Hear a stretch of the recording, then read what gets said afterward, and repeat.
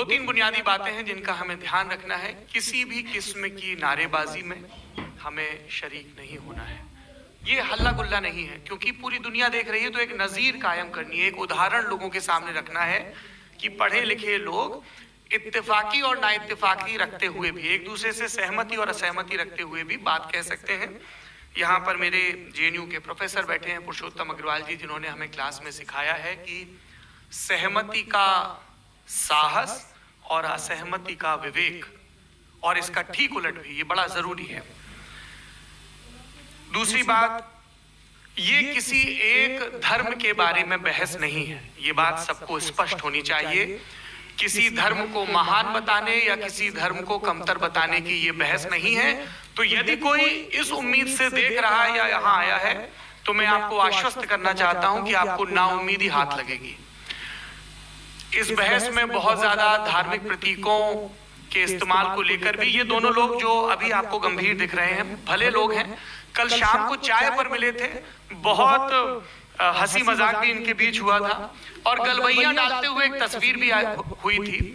یہ اس بات کا پرمان ہے کہ انٹرنیٹ پر جو ہلہ مچا ہوا ہے اس کے مقابلے یہ دونوں لوگ بہت ہی اچھے شانت ڈھنگ سے بحث کے لیے راضی ہو گئے ہیں. ٹویٹر کی بات ہے, ٹویٹر تک سیمت, ایلن مسک آج کل اس کو ایکس کہتے ہیں. اور اب اس بحث کی شروعات میں ان ودوانوں کا, حالانکہ ان کو پریچے کی ضرورت نہیں پر ہو سکتا ہے, ہمیں پترکارتا میں سکھایا جاتا ہے کہ نیور اسیوم, وگیان بھی یہی کہتا ہے. مفتی شمائل ندوی صاحب اسلامک ودوان سکشا ود ہیں, کولکاتہ کے واہیان فاؤنڈیشن کے سنستھاپک ہیں, لکھنؤ کی پرتشٹھت دارالعلوم ندوۃ العلماء سے گریجویشن کیا ہے, سوشل میڈیا اور سارجنک منچوں پر ادھیاپن اور بودھک کاموں میں سکری ہیں اور اس سمے انٹرنیشنل اسلامک یونیورسٹی ملیشیا سے PhD کر رہے ہیں. اچھی بات یہ ہے کہ پڑھائی کے ساتھ ساتھ ٹریول بلاگ بھی بناتے ہیں. پیٹرونس ٹاور کے سامنے کا بلاگ ہم نے دیکھا. ہمارے ساتھ جاوید اختر صاحب ہیں. جاوید اختر صاحب کوی ہیں, شاعر ہیں, گدے بھی لکھتے ہیں, فلموں کے لیے سنواد لکھے ہیں, گیت لکھے ہیں. اس سے اتر یہ ویگیانک سوچ کو لے کر یا اپنے ڈکلیئرڈ ایتھیزم کو لے کر بھی مکھر رہتے ہیں اور اپنے تئیں ریشنلٹی کی بات کرتے ہیں. دیویوں اور سجنوں, ڈز گاڈ ایگزسٹ, اس سوال کا جواب سب اپنے اپنے تئیں کھوجنے کی کوشش کر رہے ہیں. کوئی اس کو گاڈ ڈیم پارٹیکل کی کھوج بتاتا ہے, کوئی گاڈ پارٹیکل کی کھوج بتاتا ہے, کوئی ہگز بوسان کی کھوج بتاتا ہے, کوئی یہ سوال جواب تلاشنے کی کوشش کرتا ہے کہ ماس ایگزسٹنس میں آخر آیا کیسے, ہوا کیا تھا, سرشٹی کے پہلے, سمے کے پہلے کیا تھا. اور کوئی یہ کہتا ہے کہ یہ ساری کھوجیں جس مستشک میں ہو رہی ہیں پرکرتی کے کرم میں وہ کیسے وکست ہوا. میں امید کرتا ہوں کہ ہم آج ان بنیادی سوالوں کے کچھ جواب حاصل کرنے میں کامیاب ہوں. میں سب سے پہلے منچ پر آمنترت کر رہا ہوں مفتی تمام تعریفیں اس کریٹر کے لیے جس نے اس یونیورس کو ایک مقصد کے تحت پیدا کیا ہے. ریسپیکٹڈ جناب جاوید اختر صاحب, مسٹر سوربھ دیویدی اور respected audience, thank you all for being here today. آج کی ڈیبیٹ میں چونکہ ہم بات کرنے والے ہیں ڈز گاڈ ایگزسٹ کے ٹاپک پر, تو یہ ایک ایسا ٹاپک ہے جس کے متعلق کوئی بھی ڈیسیجن لینے کے لیے الگ الگ اسٹینڈرڈز ہو سکتے ہیں.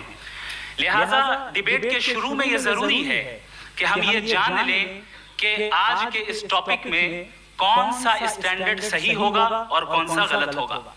سب سے پہلا اسٹینڈرڈ جسے میں سمجھتا ہوں کہ ہمارے ریسپیکٹڈ جناب جاوید اختر صاحب بڑی تیزی کے ساتھ اس کی طرف لپکیں گے, وہ ہے سائنس. جبکہ سائنس در حقیقت خدا کے ایگزسٹنس کو ڈائریکٹلی ثابت کرنے یا اس کے ایگزسٹنس کو ڈینائی کرنے کے لیے اسٹینڈرڈ نہیں بن سکتی.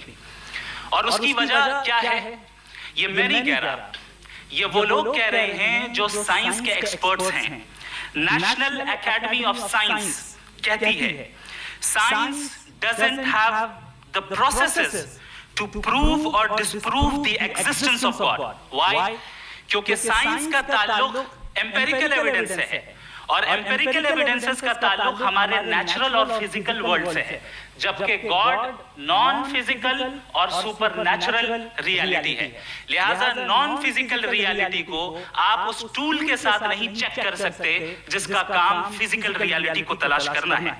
لہٰذا آج اس ڈیبیٹ میں گاڈ کی ایگزسٹنس کو ثابت کرنے یا اسے ڈینائی کرنے میں سائنٹیفک ایویڈنس کو ایکسپٹ نہیں کیا جائے گا۔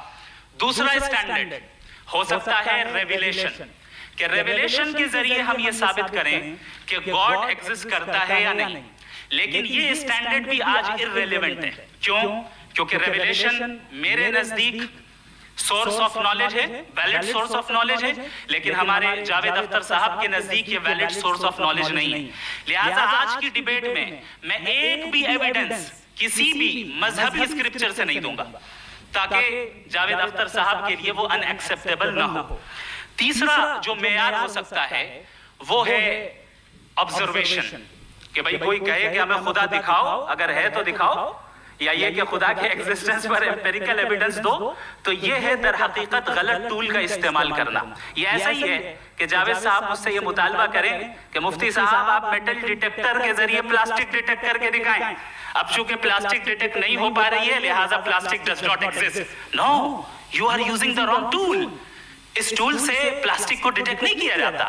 لہٰذا میں سمجھتا ہوں کہ گاڈ کے ایگزسٹنس پر ایمپیریکل ایویڈنس کا مطالبہ کرنا ایک بچکانہ مطالبہ ہے، اور ہمارے ریسپیکٹڈ جناب جاوید اختر صاحب اس اسٹیج سے اب بہت آگے نکل چکے ہیں۔ اب بچتا ہے ایک ہی اسٹینڈرڈ، اور وہ اسٹینڈرڈ ہے عقل، لاجک، ریزننگ، اور یہی وہ اسٹینڈرڈ ہے جس کے تحت گاڈ کی ایگزسٹنس کو ثابت کیا جائے گا یا گاڈ کی ایگزسٹنس کو ڈینائی کیا جائے گا۔ لیکن چونکہ یہ بہت امپورٹنٹ اور سینسٹیو ٹاپک ہے، اس لیے لاجیکل آرگیومنٹ بھی ایسا ہونا چاہیے جو ڈیفینیٹو ہو، انڈیفینیٹو نہ ہو، جو 2 اور 2 4 کی طرح بالکل واضح ہو، جسے لاجیکلی ریجیکٹ کرنا پاسبل نہیں ہو۔ فار ایگزامپل ہم کہیں ہمارے ریسپیکٹڈ مسٹر سوربھ صاحب یہ ایک انسان ہے اور تمام انسان کانشیس بینگ ہے، لہٰذا نتیجہ کیا نکلا؟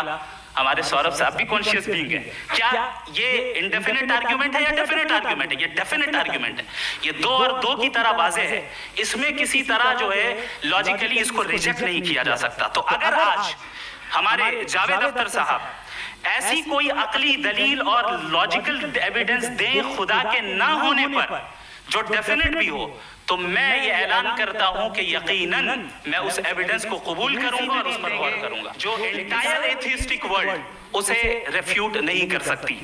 چلیں اب ہم ایک ایگزامپل سوچتے ہیں، ایک سینیریو، سمپل سینیریو، تمام آڈینس سے گزارش ہے، ہم اور آپ ایک آئسولیٹڈ آئیلینڈ پر ہیں، ایسا آئیلینڈ جہاں پہ ہم سے پہلے کوئی کبھی نہیں گیا۔ چلتے چلتے آپ کے سامنے اچانک آپ نے دیکھا ایک پنک کلر کی بال پڑی ہوئی ہے۔ سب سے پہلا سوال آپ کے ذہن میں کیا آئے گا کہ یہ بال یہاں کیوں آئی، کیسے آئی، یہ پنک کلر کی ہی کیوں ہے، کوئی اور کلر بھی ہو سکتا تھا، یہ اسی شیپ میں کیوں ہے، کوئی اور شیپ بھی ہو سکتا تھا۔ نیچرلی آپ اس طرف پہنچیں گے کہ کوئی نہ کوئی ہے جس نے ان اسپیسیفک پراپرٹیز کے ساتھ اس بال کو بنایا ہے اور یہاں پہ رکھا ہے۔ چونکہ آپ جانتے ہیں چونکہ یہ جو بال ہے اس کا ایگزسٹ کرنا ضروری نہیں ہے، یہ ایگزسٹ کر بھی سکتی تھی، نہیں بھی کر سکتی تھی، اور ایگزسٹ کرنا ہی تھا تو کسی اور فارم میں کرتی، کسی اور کلر میں کرتی۔ اب آپ اس بال کو ایکسپینڈ کرتے چلے جائیں، ایکسپینڈ کرتے چلے جائیں، ایکسپینڈ کرتے چلے جائیں، یہاں تک کہ یہ بال یونیورس کے سائز کی ہو جائے۔ بتائیے کہ کیا سائز کے بڑھ جانے سے سوال بدل جائے گا؟ ہرگز نہیں بدلے گا، ابھی بھی سوال رہے گا یہ یونیورس کہاں سے آیا، ان اسپیسیفک پراپرٹیز کے ساتھ کہاں سے آیا، کیوں آیا، کس نے بنایا، یہ سوال اس وقت بھی ویلڈ رہے گا۔ لیکن یہ سوال اگر ہم جناب جاوید اختر صاحب سے کریں تو چونکہ ان کا ورلڈ ویو ایتھیسٹک ہے، اور صرف ان کا نہیں، مطلب جتنے بھی ایتھیسٹ ہیں اور ایتھیسٹک ورلڈ ویو کو رکھنے والے سے اگر آپ یہ سوال کریں کہ یہ یونیورس کہاں سے آیا، تو ان کا جواب یا تو آرگیومنٹ فرام اگنورنس ہوگا یا ڈوگمیٹک ہوگا۔ یا تو یہ کہیں گے کہ مجھے نہیں پتا کہ یہ کہاں سے آیا لہٰذا گاڈ ڈز ناٹ ایگزسٹ، یہ آرگیومنٹ فرام اگنورنس ہے، یا یہ کہیں گے کہ یہ یونیورس خود بخود بن گیا. اس کا مطلب یہ ہے کہ اس بال کو بھی خود بخود بن جانا چاہیے, لیکن بال کے تعلق سے یہ ایکسپلینیشن ایکسپٹ نہیں کی جائے گی کہ یہ خود بخود بن گئی, لیکن یونیورس کے تعلق سے کر دیا جائے گا. اسے ہم دوسرے الفاظ میں ڈوگما بھی کہہ سکتے ہیں.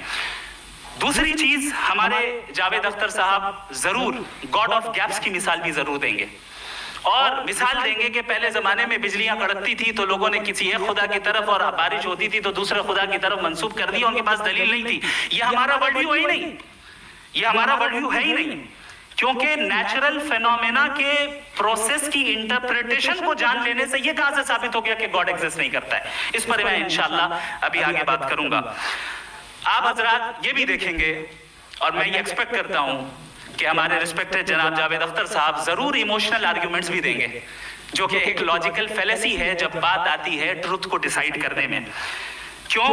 مثال کے طور پر وہ کہیں گے کہ اگر گاڈ ہے تو ایول کیوں ایگزسٹ کرتا ہے, جبکہ میں کہتا ہوں ایول کا ایگزسٹ کرنا گاڈ کے ایگزسٹ کرنے کی دلیل اس کے خلاف نہیں ہے.